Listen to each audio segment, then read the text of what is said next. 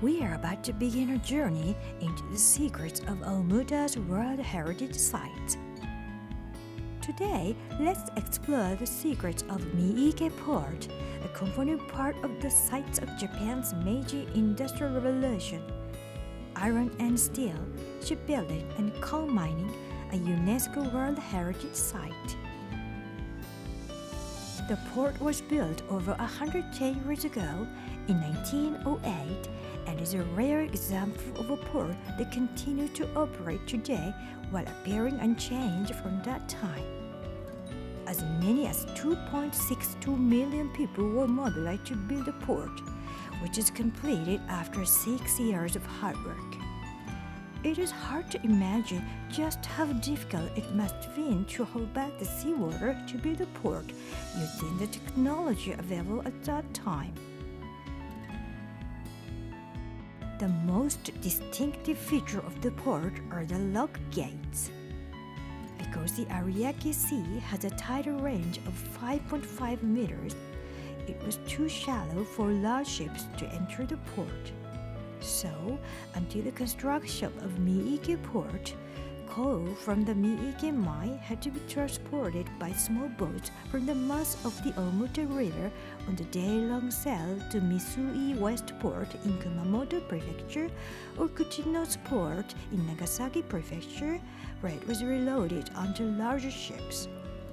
Miike Port was a private port for the Mitsui conglomerate, which is built to more efficiently transport coal to meet ever-increasing demand.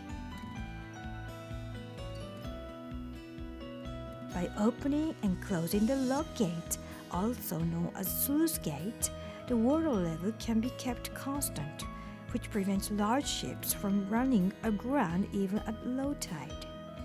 This was a rare sight when the port was first opened, and the port apparently made quite an impression on foreign sailors. Even today, the locks are closed at low tide to keep the water level at 6.8 meters above sea level, making it the only dock in Japan equipped with a lock gate apparatus.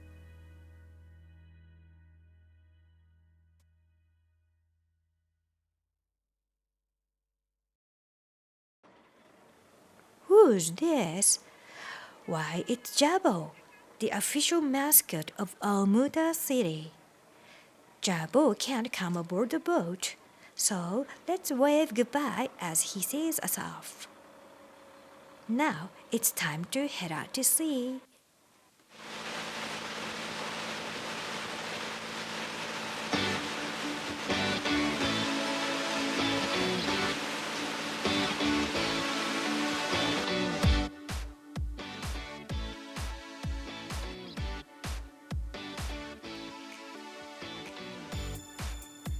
Another feature of Miike Port is its long breakwater groin or sand dike, which extends for almost 2 kilometers. The quay is made from dressed stone, which is very attractive, unlike the concrete construction used today. Notice how the color of the water is quite different on the left side of the screen. You can see how the sand dike has prevented the inflow of sediment. The dike was built long and narrow to prevent the siltation of the shipping channel, giving the distinctive shape of a hummingbird with a long beak. That people went so far as to build a port here attests to what a big deal the Miike coal mines were at that time.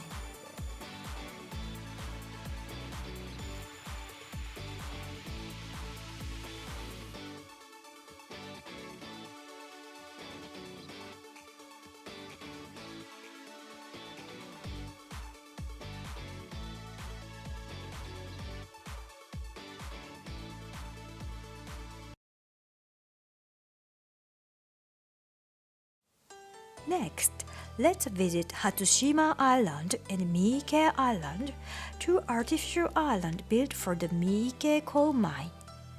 As the Miike coal mine was excavated, it was found that the coal seam extended into the seabed, where ventilation of the mine shaft would be challenging. Accordingly, these artificial islands were built to ventilate the shaft in the seabed.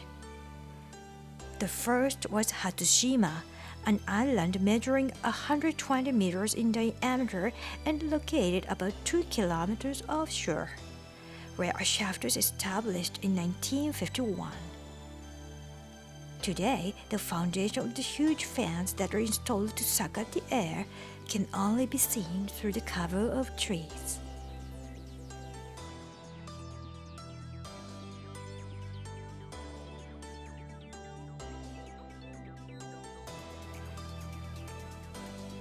This is Miike Island. As the coal mining site moved further offshore, the construction of Miike Island, measuring 92 meters in diameter and located 6 kilometers offshore, was completed in 1970. The remains of the shaft can be seen at the island's center.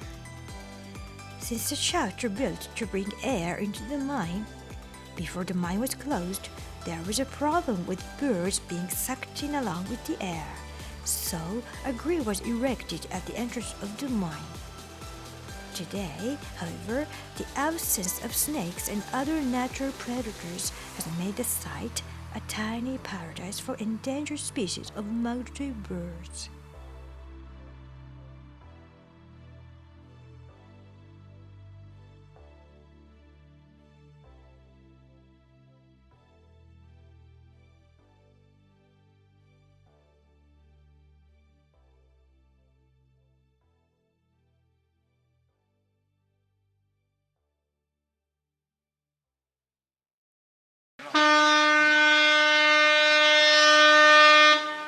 Now, let us watch the mechanism that operates the lock gates. Here, extended smoothly from the sides, we see the footbridge used by the Japan Coast Guard and the people who manage the port.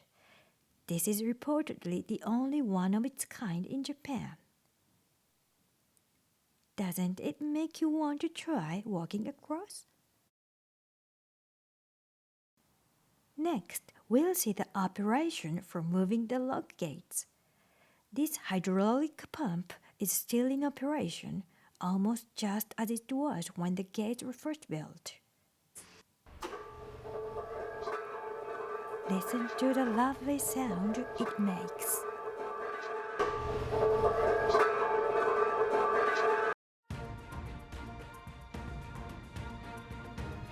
Oh, it looks like the gates are starting to open.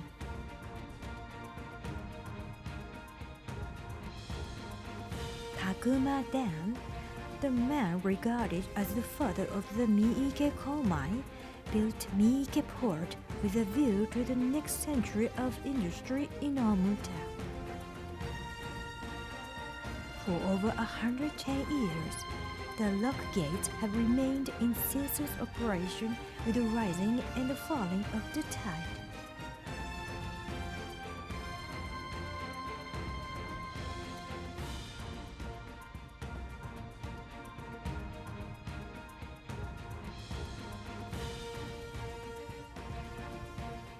The coal that departed these lock gates for destinations like Shanghai and Singapore was not only used to support Japan's development, but also supported the advancement of the rest of the world. Even today, as a logistics hub for the southern part of Fukuoka Prefecture, the port remains very active in the import and export of goods.